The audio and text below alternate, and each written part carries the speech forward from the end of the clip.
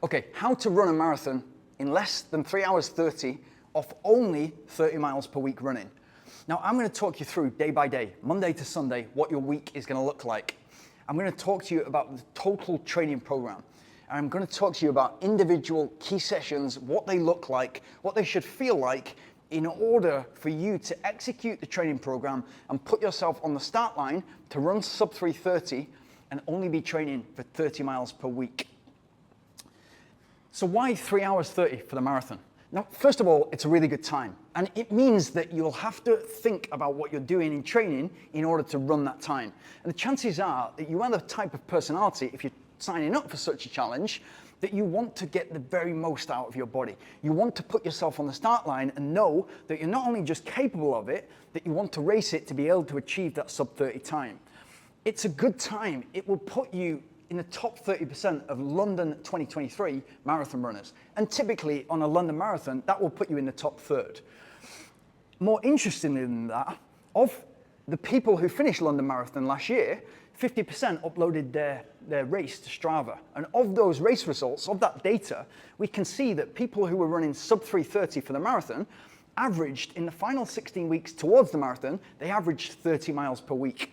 Now that's fascinating, because with distance running, and especially with marathon training, we often associate quality or high race results with high volume.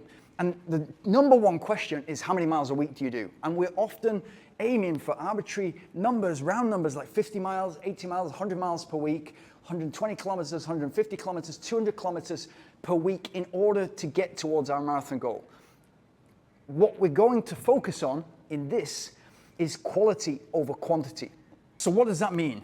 Now, running is essentially project management. And it's about putting a strategy and a plan in place and then executing so that on the start line, you're confident that you can execute what you've been training towards and come away with the time that you're expecting. It's project management. So we're going to look at structure, we're going to look at quality over quantity, and we're going to look at efficiency.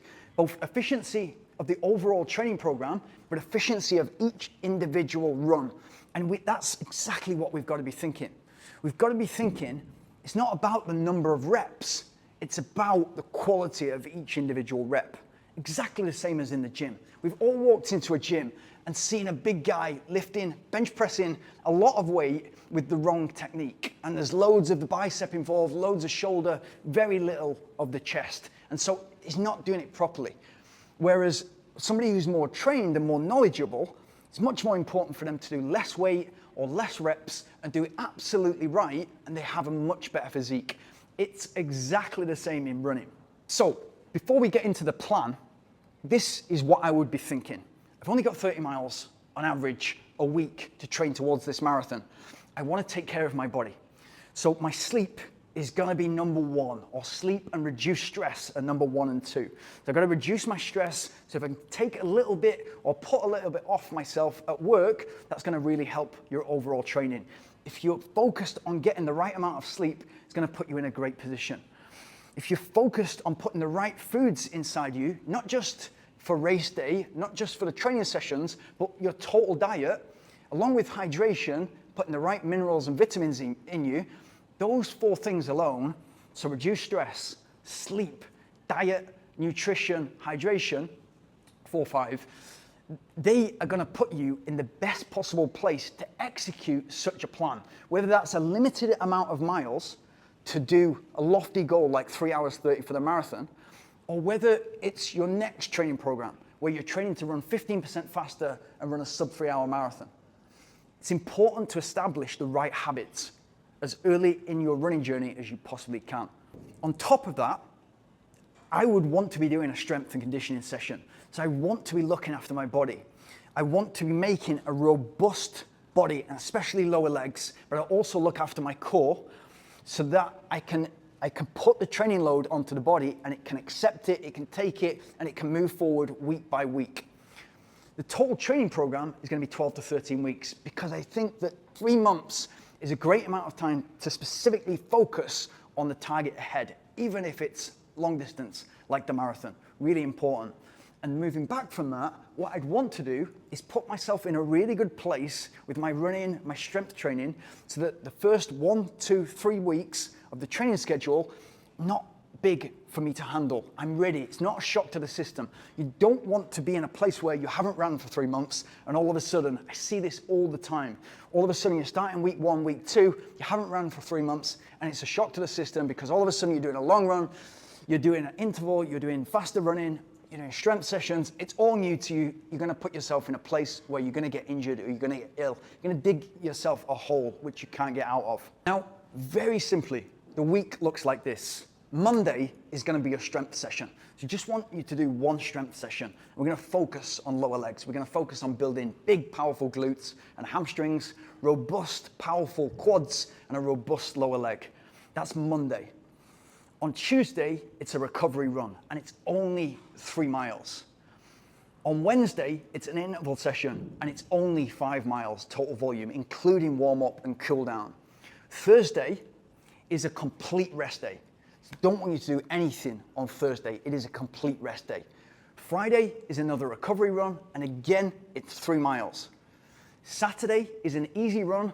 It's slightly quicker, and we'll come on to these things in a minute, but it's slightly quicker than your recovery day, and it's bridging the gap between the recovery run and you running far on the Sunday. It's an easy run, and it's only 3 miles. On the Sunday, you're gonna do a long run, and that's gonna start at 10 miles and go up to 18 miles. Now that's a big portion of the week, the long run. And a lot of people will look at this and say, as a percentage, way too much. Completely understand. Completely understand. This training is targeted at somebody with a limited amount of time that signed up for a marathon, that wants to challenge themselves and get the very most out of a marathon, run as fast as they possibly can for the marathon distance and prepare themselves to run as fast as they can on one morning. That's the important part. What I'd want you to do to start that 10-mile long run is, in the weeks leading up to the training program, I want you to get comfortable at running 7 miles, 8 miles, 9 miles, and then 10 miles. So that, again, it's not a shock to the system on weeks 1 and 2 when you're doing 10 and 11 miles. Now, an overview of each individual run. The recovery run, it's just you walking for the first 300 to 500 meters, exactly the same as my recovery runs. I walk for 300 to 500 meters, depending on how beat up my body feels from the faster session or the longer session that was a day or 2 days before. Also on that Tuesday, you've got the weight session the day before. And initially, in the first weight sessions, your legs are gonna be sore. And so it's really important to walk 300 to 500 meters, and that might be 3 to 6 minutes. You're walking, and then eventually, when you've kind of loosened up, and that might include some dynamic stretching, getting up on your toes, making sure the calves are ready and fired, ready to go, engaging the glutes, and then you're just running as slow as you possibly can. You want to get as much out of that 3-mile recovery run as you possibly can. Really important. Then the interval session, it's about you running fast. It's about you getting used to marathon pace and running 10% and 20% faster than marathon pace. So you're gonna break up period of 4,000 to 6,000 meters. You're gonna break that up over the weeks so that you can gradually go from running 10 times a minute way before you started the training schedule to something like 16 times 250 meters, where you can run that at marathon pace and then gradually faster over the course of the training program. Then again, the recovery run, and then the easy run. What does that look like, and how is it different to the recovery run? As I said, that's the gap. Your legs it's the bridge that gaps the recovery run from either the long run or the interval session. So that should feel like your legs are a little bit fresher than the recovery run, and you're ready to go a little bit faster towards the end, where you can do sort of 8 strides of 80 meters towards the pace that you're gonna be running the day after on the long run or on the interval session. Really important, but get the most out of that 3-mile easy run as you possibly can. And then on the long run, initially for the first 2 weeks, it's just gonna be you out there running 10 miles and then 11 miles. And you just, again, with all your running, you've just got to be thinking, how can I be the most efficient runner as possible? How can I move over the ground as efficiently as possible? Really, really important. So toe, ankle, knee, hip, all aligned. Your arms are coming up to a level where you're comfortable, you look like the right runner. and your arms are not too far away from your body where your torso is twisting, you feel efficient. You're inserting these habits and this skill of running so that when it comes to the marathon, you're efficient at moving over the ground. You're not fighting at moving over the ground. And a really good way to look at that is if you look or if you watch a marathon, you'll see people at the start running perfectly. And then as they get tired later on, it's labored. Working on the abs in your strength and conditioning session on the Monday is really going to help you keep your form in the final third of the marathon. Put that schedule together, 12 to 13 weeks. Gradual is your friend. If you really look after your body, so think what I said before, reduce stress, sleep, making sure your sleep is dialed in. For me, it's number one. Making sure you're putting the right foods inside your diet, nutrition, your hydration, right electrolytes, making sure you're recovering properly after each run, after each weight session, really, really important. And then putting in your long run the right number of carbohydrates per hour. And initially, if you're not used to taking gels or sports drink, that might look like 50 grams an hour. So look what you've got in a gel. Typically in a gel, you'll have 25 grams of carbohydrate, so you're taking one every half an hour. Gradually move up, taking one every 25 minutes. So you're taking 75 to 80 grams of carbohydrate per hour.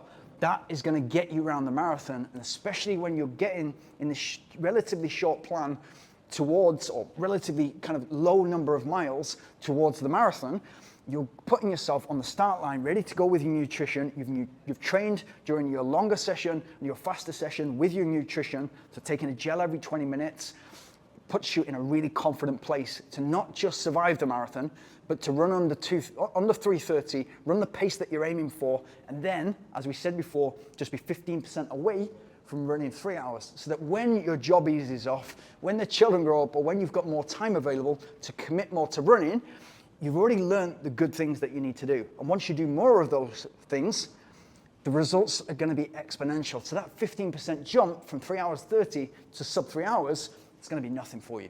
And if you've got anything from that, please like, subscribe, hit the notification bell. And if you've got any questions, please put them in the comments below.